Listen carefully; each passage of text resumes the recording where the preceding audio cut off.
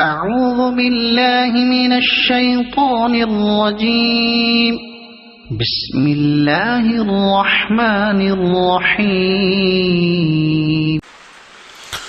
الحمد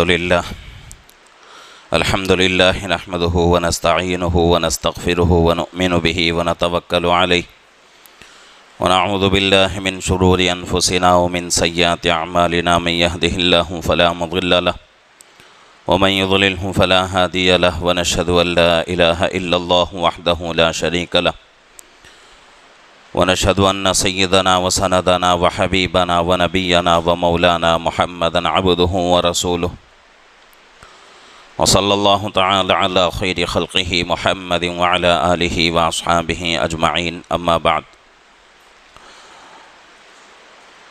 فقد قال الله تبارك وتعالى في القرآن المجيد والفرقان الحميد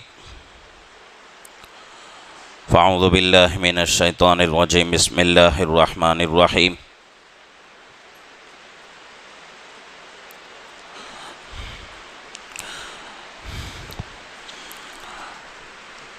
وأنفقوا مما رزقناكم من طيبات وقال تعالى في موضع آخر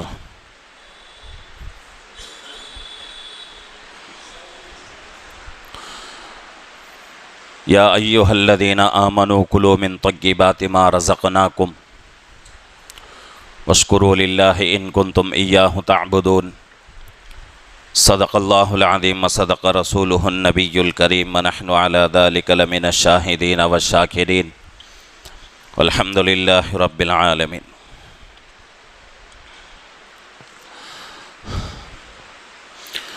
محترم معزز بزرگ اور عزیز دوستو،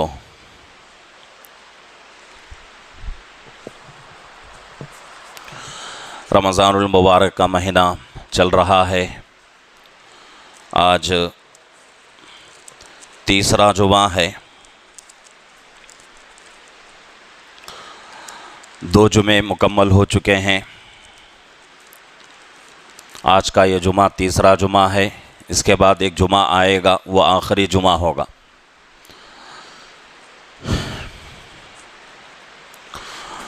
گزشتہ جمعہ میں روزوں کی فضیلت اور اسی طریقے سے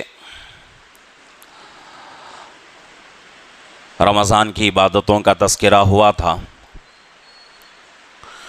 اس سے پہلے جمعہ میں رمضان کو کس طرح گزارنا ہے، کیسے اللہ کی عبادتیں کرنا ہے، اس کے بارے میں قرآن حدیث کی روشنی میں اور ہمارے اکابر کے واقعات کی روشنی میں کچھ باتیں ہمارے سامنے آئی تھیں۔ آج کا یہ جمعہ تیسرا جمعہ ہے، تو اس مناسبت سے اسلام کے ایک اہم رکن زکوٰۃ کے بارے میں کچھ باتیں عرض کرنا ہے۔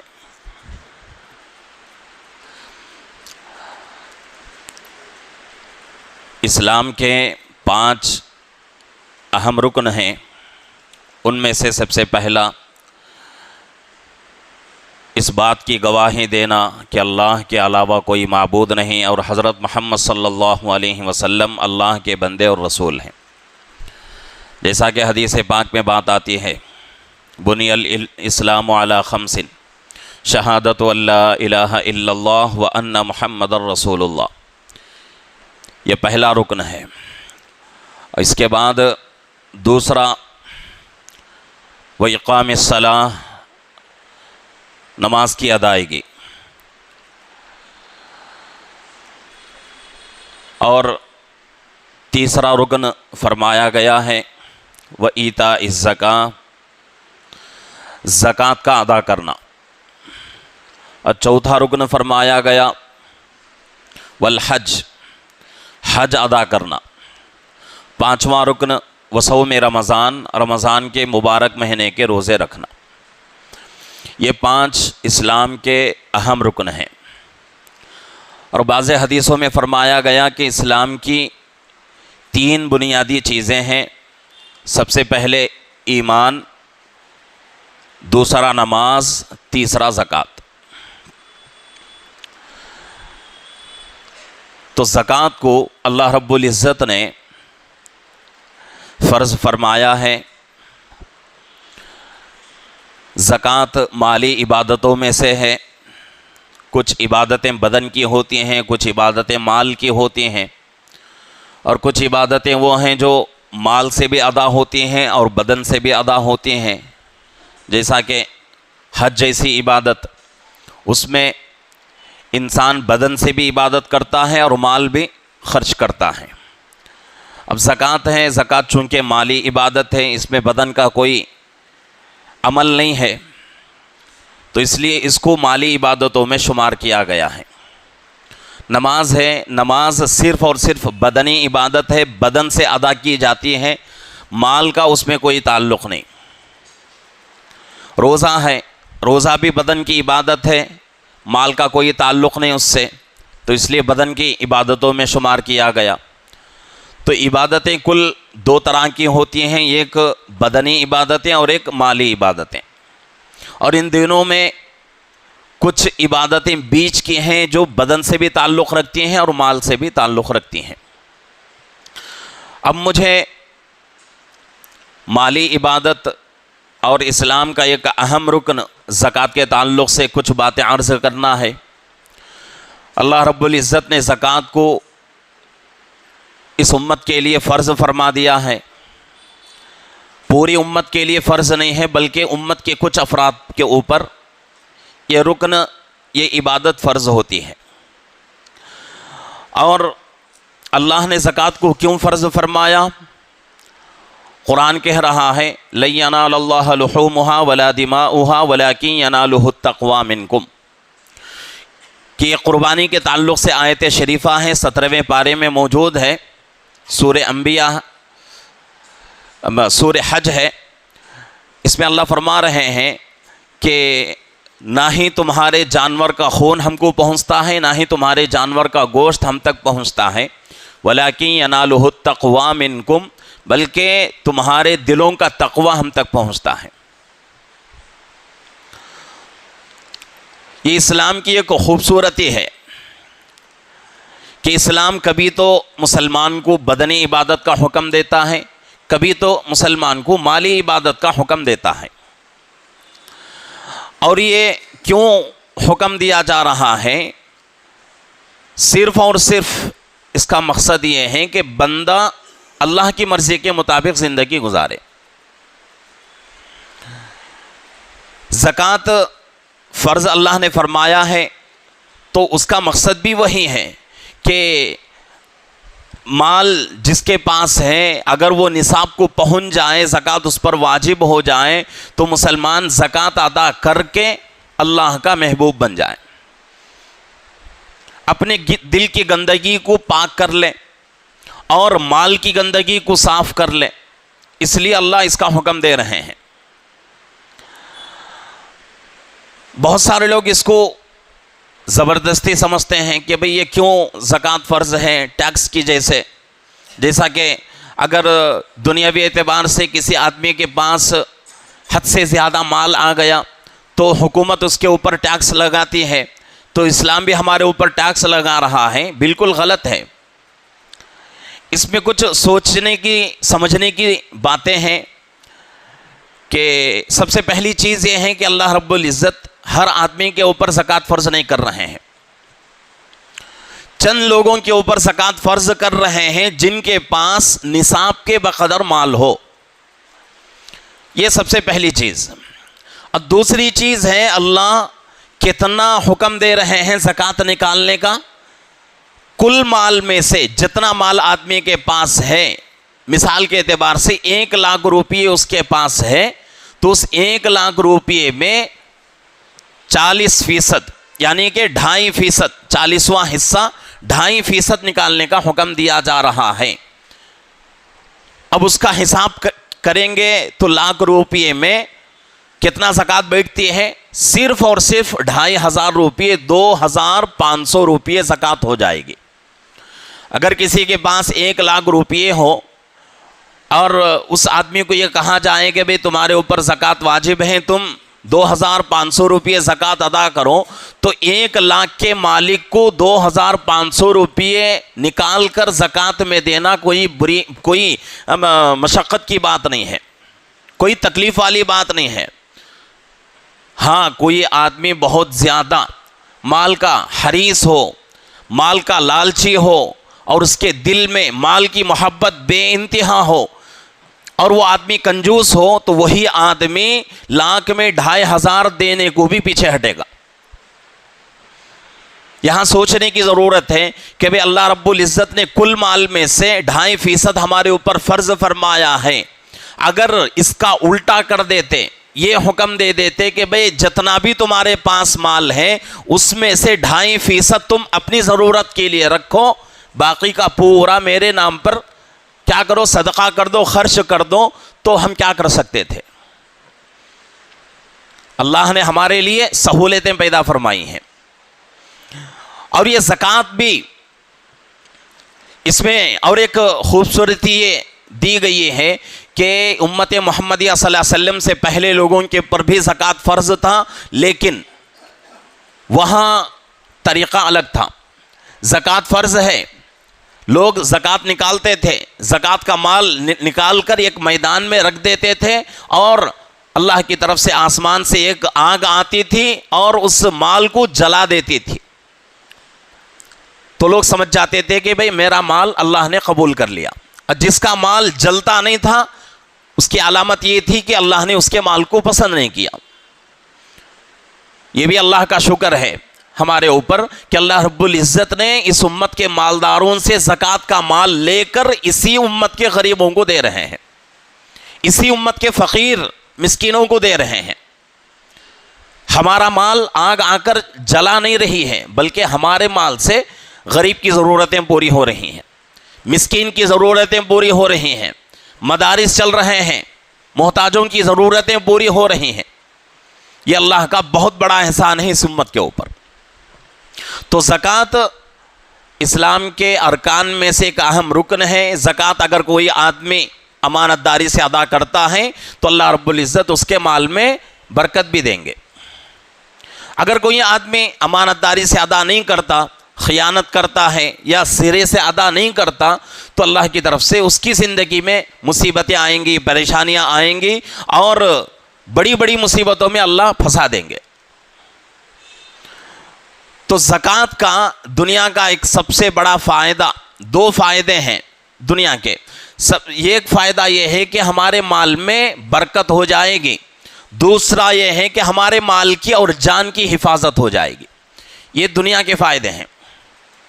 اور آخرت کا فائدہ، اللہ رب العزت بے حساب نیکیاں عطا کریں گے، بے حساب اللہ رب العزت ثواب دیں گے۔ تو دنیا کا بھی فائدہ ہے اور آخرت کا بھی فائدہ ہے۔ تو اس لیے زکوٰۃ اللہ نے جو فرض فرمایا ہے وہ ہمارے لیے بہت ہی بڑی نعمت ہے، بہت ہی بڑی فضیلت والی چیز ہے، اور زکوٰۃ کو خوش دلی سے ادا کرنا ضروری ہے۔ کچھ ضروری مسائل ہیں زکوٰۃ کے تعلق سے، بہت سارے لوگوں کو کچھ ڈاؤٹ وغیرہ رہتے ہیں، کچھ اشکالات رہتے ہیں، اور کچھ لوگ وہ ہیں زکوٰۃ واجب ہونے کے باوجود بھی یہ سمجھتے ہیں کہ بھئی میرے اوپر زکوٰۃ واجب نہیں ہے۔ اپنے دماغ سے، اپنے عقل سے وہ لوگ اس طرح سوچتے ہیں۔ آج ہمارے لیے شریعت کے اوپر عمل کرنا بہت ہی زیادہ آسان، اس لیے آسان ہے کہ شریعت کا ہر مسئلہ آج کتابوں میں موجود ہے۔ ایک زمانہ وہ تھا جبکہ کتابیں نہیں تھیں ہمارے پاس، اتنی تفسیریں نہیں تھیں، اتنی حدیث کی کتابیں نہیں تھیں، اور اتنے مسائل کی کتابیں ہمارے پاس نہیں تھے، تو اس وقت بھی لوگ شریعت کے مکمل پابند تھے، شریعت کے ہر حکم کو پورا کرتے تھے علماء سے پوچھ کے۔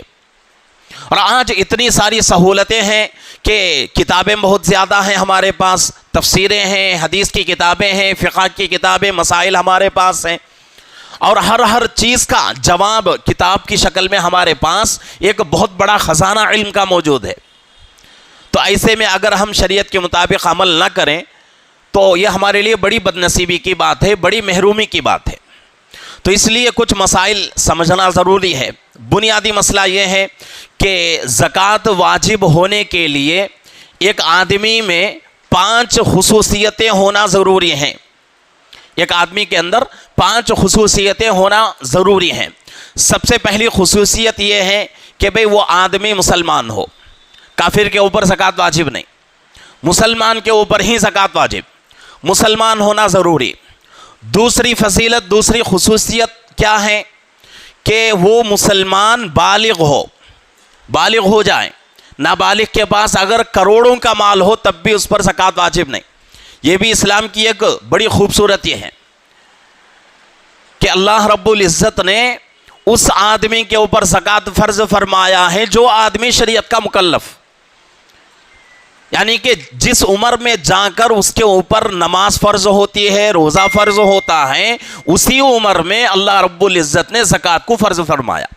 ایسا نہیں کہ بھئی پیدا ہوتے ہی زکوٰۃ فرض، اللہ نے یہ حکم نہیں دیا.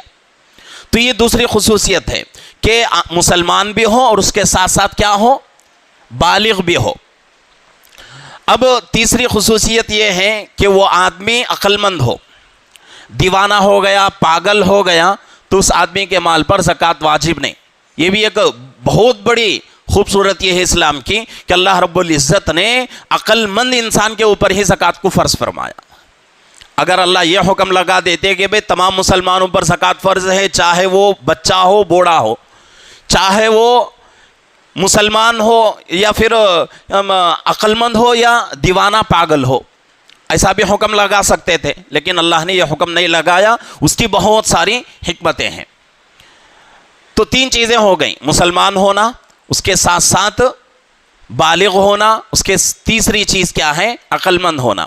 اور چوتھی چیز یہ فرمائی گئی ہے کہ وہ آدمی زکوٰۃ کے بارے میں اس آدمی کو علم ہو کہ بھئی اتنا پیسہ اگر ہوگا تو زکوٰۃ میرے اوپر واجب ہے. اگر یہ علم ہے اس کے پاس تو زکوٰۃ واجب. اب یہاں بہت سارے لوگ بہانہ کریں گے کہ مجھے معلوم نہیں زکوٰۃ کے بارے میں.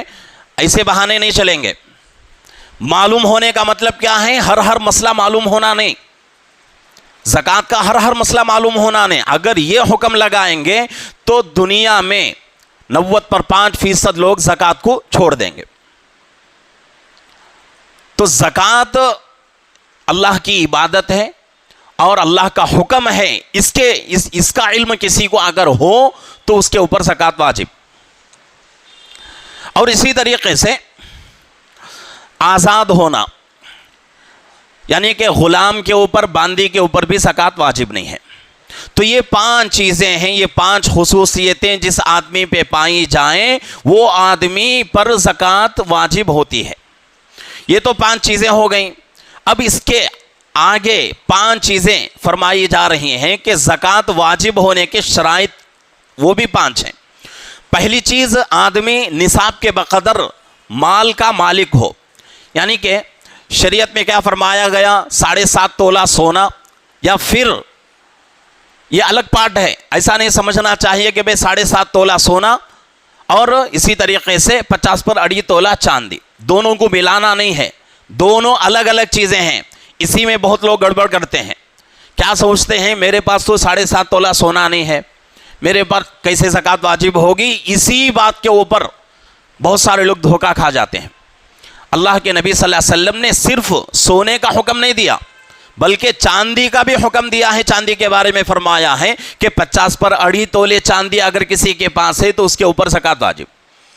تو دونوں کا نصاب ہے، ایک بڑا نصاب ہے اور ایک چھوٹا نصاب ہے.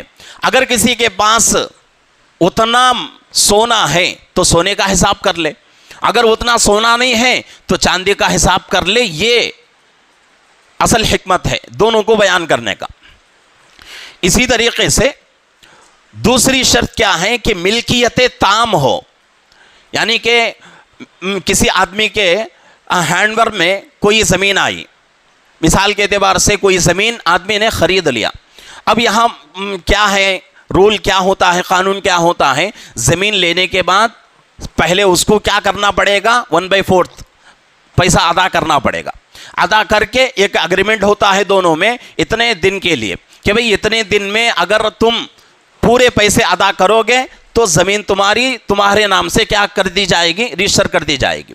اگر اتنے دنوں میں تم پیسہ نہیں دیتے تو یہ زمین پھر ہماری واپس، اور تمہارا پیسہ بھی چلا جائے گا. تو یہ رول رہتا ہے. تو یہاں شریعت اس کے بارے میں فرما رہی ہے، کہہ رہی ہے کہ بھئی وہ زمینیں، وہ مال جو کہ مکمل طریقے سے آدمی کے ہینڈ میں نہیں آتے، اس مال کے اوپر زکوٰۃ واجب نہیں.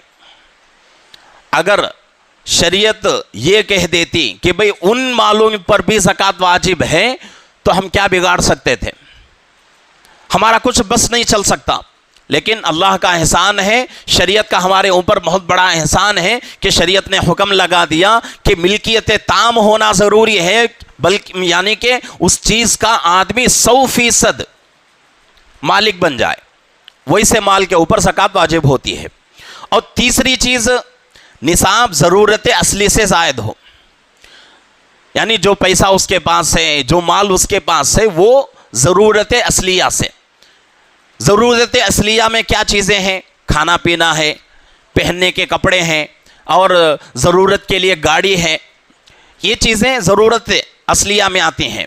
اگر ان چیزوں کے اوپر کوئی آدمی یہ سوچے کہ بھئی ان چیزوں کے اوپر بھی زکوٰۃ واجب ہے، تو اس کا وہ دھوکہ ہے، غلط فہمی میں وہ آدمی مبتلا ہے. شریعت کہہ رہی ہے کہ بھئی پہننے کے کپڑوں میں، کھانے پینے کی چیزوں میں، اور اپنے لیے ضرورت کے واسطے رکھی ہوئی گاڑیوں پر زکوٰۃ واجب نہیں. اور جس گھر میں ہم زندگی گزار رہے ہیں وہ گھر ہمارا خاص اپنا ذاتی ہے، اس پر بھی زکوٰۃ واجب نہیں. تو جو چیزیں ہم یوز کر رہے ہیں، استعمال کر رہے ہیں، ان چیزوں کے اوپر زکوٰۃ واجب نہیں ہوتی. اسی کو شریعت کہتی ہے ضرورت اصلیہ سے مال زائد ہو تبھی اس کے اوپر زکوٰۃ واجب. اور اسی کے ساتھ ساتھ چوتھی شرط کیا ہے؟ نصاب قرض سے زیادہ ہو. ایک آدمی کے اوپر 10 لاکھ روپے قرض ہے اور اس کا مال 11 لاکھ روپے ہے، تو 10 لاکھ روپیوں کو نکال دیا جائے گا، بچا ہوا 1 لاکھ روپے کی زکوٰۃ واجب ہوگی. یہ بھی شریعت کا احسان ہے. یہاں 10 لاکھ روپے کی زکوٰۃ لیس ہو رہی ہے ہمارے لیے، اور صرف 1 لاکھ روپے کی زکوٰۃ شریعت حکم لگا رہی ہے کہ بھئی 1 لاکھ روپے میں 2500 روپے ادا کرو. قرض کو نکال دیں گے. اور اس کے ساتھ ساتھ 5ویں چیز، مال نامی ہو، یعنی بڑھنے والا مال ہو، جس کا ریٹ بڑھتا رہتا ہے. اور وہ 2 طرح کا مال ہوتا ہے. ایک بنیادی طور پہ خلقت کے اعتبار سے اس کے اندر بڑھنے کی صلاحیت ہو، جیسے کہ سونا ہے، چاندی ہے، اللہ نے قدرتی طور پر اس میں بڑھنے کی صلاحیت رکھ دی ہے. اگر کوئی آدمی سونا چاندی خرید لیا تو آج یہ ریٹ ہے تو کل کے دن ریٹ بڑھ جائے گا، 1 سال کے بعد اور زیادہ ہو جائے گا، 10 سال کے بعد بہت زیادہ ہو جائے گا. تو اس کو شریعت مال نامی کہتی ہے، یعنی کہ بڑھنے والا مال. اور دوسرا مال وہ ہے جس کے اندر بھی بڑھنے کی صلاحیت ہے لیکن خلقت کے اعتبار سے نہیں ہے، فعلی اعتبار سے ہے. جیسا کہ کوئی تجارت کے لیے کوئی چیز ہم خریدتے ہیں، مثال کے اعتبار سے کوئی دکان ہماری ہے، کپڑے کی دکان ہے یا پھر کوئی بھی، اور اس میں ہم مال لا کر ڈالتے ہیں. مال لا کر ڈالنے کے بعد پورے مال کے اوپر زکوٰۃ واجب نہیں ہوتی، بلکہ مال پر جو آمدنی آتی ہے اس کو بڑھنے والا مال کہا جائے گا. 10 لاکھ روپے آدمی رکھا تجارت میں، اب اس کو نفع کتنا مل رہا ہے؟ 1 لاکھ روپے مل رہا ہے، تو 1 لاکھ روپے پر زکوٰۃ واجب ہوتی ہے. تو مال نامی 2 طرح کا ہے، ایک خلقت کے اعتبار سے بڑھنے والا مال اور ایک فعلی اعتبار سے بڑھنے والا مال. تو یہ چیزیں اگر پائی جائیں تو اس آدمی پر زکوٰۃ واجب ہو جاتی ہے. اب یہاں کچھ مسائل سمجھنا ہے کہ بھئی زکوٰۃ واجب ہو گئی. شروع میں میں نے کہا زکوٰۃ کتنا واجب ہے؟ 2.5%. 100 روپے میں 2.5 روپے، 1000 روپے میں 25 روپے، 10,000 میں 250، لاکھ روپے میں 2,500 روپے زکوٰۃ واجب ہوتی ہے. جتنا بھی ہمارے پاس مال ہے اس میں سے قرض کو نکالو، اور اس میں سے جو مال اپنا نہیں ہے اس کو نکالو. اس بقیہ جو مال بچ رہا ہے اس کو کل ملا کے پورا حساب کر کے اس میں سے 2.5% ہم کو زکوٰۃ ادا کرنا ضروری ہے. اب اس کے علاوہ اور ایک مسئلہ ہے کہ مال ہمارے پاس آ گیا اور اس مال کے ہم مکمل مالک بھی ہو گئے، اور اس مال کے اوپر کب زکوٰۃ واجب ہوتی ہے؟ جبکہ حولان حول ہو جائے، یعنی کہ سال اس کے اوپر گزر جائے. یہ بھی ضروری ہے. شریعت نے یہ بھی حکم نہیں لگایا کہ بھئی اب مال آ گیا تو اب زکوٰۃ واجب، ایسا حکم شریعت نے نہیں لگایا، بلکہ مال آ کر اس مال کے اوپر سال گزر جائے تو تب جا کے زکوٰۃ واجب ہوتی ہے. اب یہاں اس پر بھی بہت سارے لوگ دھوکہ کھا جاتے ہیں. کیا سمجھتے ہیں کہ بھئی زکوٰۃ واجب ہے، زکوٰۃ واجب ہونے کے بعد آدمی حساب کر لیتا ہے زکوٰۃ میری اتنی ہے، اب اتنے مال کی زکوٰۃ ادا کرتا ہے. آگے سال میں کچھ مال زیادہ ہو جاتا ہے، زیادہ ہونے کے بعد اس کے بارے میں کہا جائے کہ بھئی اس مال پر بھی زکوٰۃ واجب ہے، تو فوراً آدمی کہتا ہے اس پر سال نہیں گزرا، اس کے اوپر سال نہیں گزرا، اس لیے زکوٰۃ واجب نہیں. ہر مال کے لیے سال گزرنا ضروری نہیں. ایک مرتبہ اگر آدمی کے پاس مال آیا اور وہ مال نصاب کے بقدر ہو گیا اور اس مال پر زکوٰۃ واجب ہو گئی، سال گزر گیا، اس کے بعد اگر آگے سالوں میں جتنا مال ہمارے پاس آتا رہے گا، جو تاریخ ہماری متعین رہتی ہے کہ اس تاریخ کو میرے اوپر زکوٰۃ واجب ہے، اس دن ہم حساب کریں گے کہ بھئی میرے پاس کتنا مال ہے، چاہے وہ مال اسی دن آیا ہو، اس لیے کہ پہلے سے زکوٰۃ واجب ہے. پہلے سے زکوٰۃ واجب ہونے کی وجہ سے جس تاریخ کو زکوٰۃ ادا کرنا ہے، اس تاریخ کو جتنا پیسہ، جتنا مال، جتنی زمین، جتنی جائیداد اس کے حصے میں آئیں گی، اس پورے مال کے اوپر زکوٰۃ واجب ہو جائے گی. کوئی آدمی اس میں بہانہ نہیں کر سکتا. اگر بہانہ کر کے اس دنیا میں چھوٹ گیا تو اللہ کو جواب دینا ہے. اور اس کے علاوہ زکوٰۃ میں 40واں حصہ دینا ضروری ہے، یعنی کہ 2.5%. اور 2-3 مسئلے ہیں. ایک گروی رکھی ہوئی چیز، یعنی کہ بہت سارے لوگ کیا کرتے ہیں، پریشانیاں آتی ہیں، تنگیاں آتی ہیں، اور اس کی وجہ سے کیا کرتے ہیں، اپنا سونا ہو، اپنی چاندی ہو، یا اپنا گھر کسی کے پاس گروی رکھ کے کچھ پیسے لے کے گزارا کر لیتے ہیں. اب اس کے بارے میں حکم کیا شریعت کا؟ تو اس کے بارے میں فقہا کی 2 جماعتیں ہیں. 2 جماعتیں دونوں الگ الگ مسئلہ بتا رہی ہیں.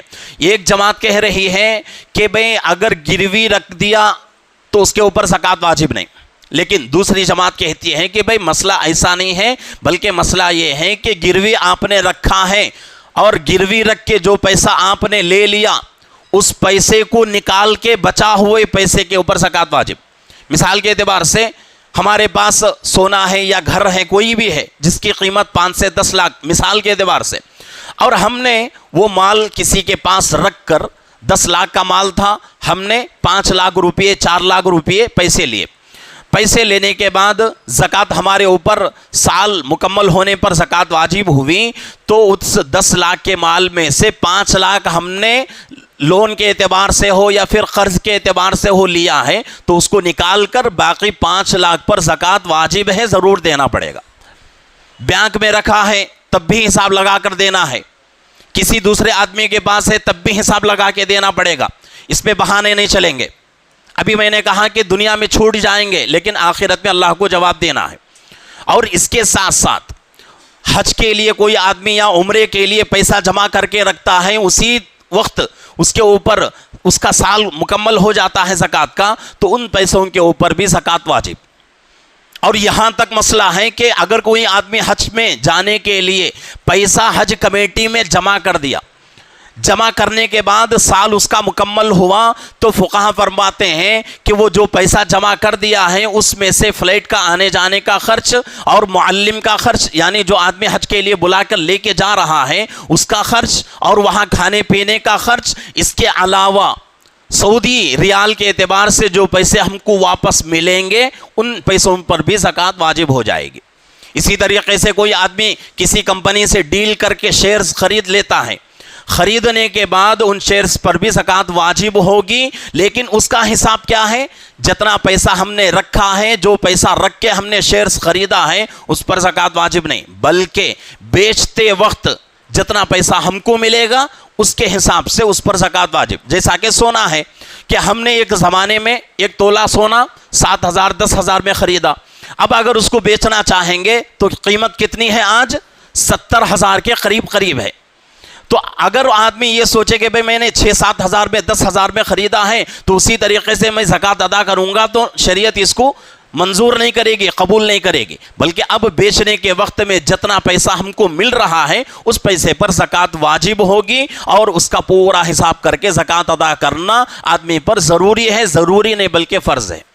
تو اس لیے زکوٰۃ ایک اہم رکن ہے شریعت کا، تو اس کو باقاعدہ امانت داری کے ساتھ ادا کرنے کی کوشش کریں۔ اور ہر بار میں کہتا رہتا ہوں کہ بھئی جس آدمی پر زکوٰۃ واجب ہے، امانت داری کے ساتھ اللہ کو حاضر ناظر سمجھتے ہوئے 1 سال مکمل اپنے پورے مال کا حساب کر کے زکوٰۃ ادا کرو، اور اس سال کو دوسرے سالوں سے ٹیلی کر لو، حساب کر لو، انشاءاللہ ثم انشاءاللہ وہ سال بہت ہی بہتر رہے گا۔ کیونکہ اللہ کا وعدہ ہے، اللہ کے نبی کا وعدہ ہے کہ جو لوگ زکوٰۃ امانت داری سے ادا کرتے ہیں ہم اس کے مال کی حفاظت کریں گے۔ اللہ کی بات جھوٹی نہیں ہو سکتی۔ ہاں اگر کسی کے زکوٰۃ ادا کرنے میں نیت میں خطرہ ہے، نیت اس کی اچھی نہیں ہے، تو اس کا عمل اللہ اس کے حوالے کر دیں گے۔ زکوٰۃ ادا کرنا ہے کس نیت سے؟ اللہ کا حکم سمجھ کے۔ مال میں برکت آئے گی اس نیت سے اگر کوئی آدمی زکوٰۃ ادا کرے تو بیکار۔ جس طریقے سے فرمایا گیا حدیث میں کہ قیامت کے قریب ایک ایسا زمانہ آئے گا کہ لوگ زیادہ سے زیادہ عمرے پہ عمرے کریں گے، حج پہ حج کریں گے۔ مقصد کیا ہے کہ حدیث میں فرمایا گیا حج کے ذریعے سے، عمرے کے ذریعے سے مال میں برکت ہوتی ہے، تو اس برکت کو حاصل کرنے کے لیے لوگ کیا کریں گے؟ زیادہ سے زیادہ حج کریں گے، عمرہ کریں گے۔ تو اس طرح اگر کوئی آدمی حج عمرہ کرے گا تو اس کو ثواب نہیں ملے گا، اور وہ مال میں برکت نہیں رہے گی۔ ادا کرنا کیسے ہے؟ خالص اپنی نیت کو صاف کر کے اللہ کا حکم سمجھ کے ادا کریں گے تو ایک اللہ کا حکم بھی ادا ہوگا، دوسری طرف ہماری زندگیوں میں برکتیں بھی آئیں گی، پریشانیوں سے اللہ بچائیں گے۔ تو اس لیے اپنے مالوں کا حساب کریں۔ اس سے پہلے کئی مرتبہ میں نے کہا ہے کہ زکوٰۃ کا تعلق رمضان سے نہیں ہے، رمضان سے زکوٰۃ کا تعلق نہیں ہے۔ جس تاریخ میں ہمارے پاس مال آتا ہے اسی تاریخ کا اعتبار، لیکن ہمارے پاس وہ تاریخ نہیں لکھی ہوئی رہتی، اور عام طریقے سے سب لوگ کیا کرتے ہیں؟ رمضان میں ادا کرتے ہیں۔ تو رمضان کا ہی حساب کر کے، رمضان کی تاریخ کا ہی حساب کر کے کیا کریں؟ اگلے سال مکمل ہونے سے پہلے اس کی زکوٰۃ ادا کرنے کی کوشش کریں۔ اس سے انشاءاللہ دنیا میں بھی برکتیں رہیں گی، آخرت کی زندگی بھی ہماری بڑی بہتر سے بہتر رہے گی۔ اللہ رب العزت سے دعا ہے کہ اللہ رب العزت ہم تمام کو زکوٰۃ کو امانت داری کے ساتھ، دیانت داری کے ساتھ، اللہ کا حکم سمجھ کے مکمل طریقے سے ادا کرتے رہنے کی اللہ ہم سب کو توفیق عطا فرمائے۔ آمین وآخر دعوانا الحمدللہ رب العالمین۔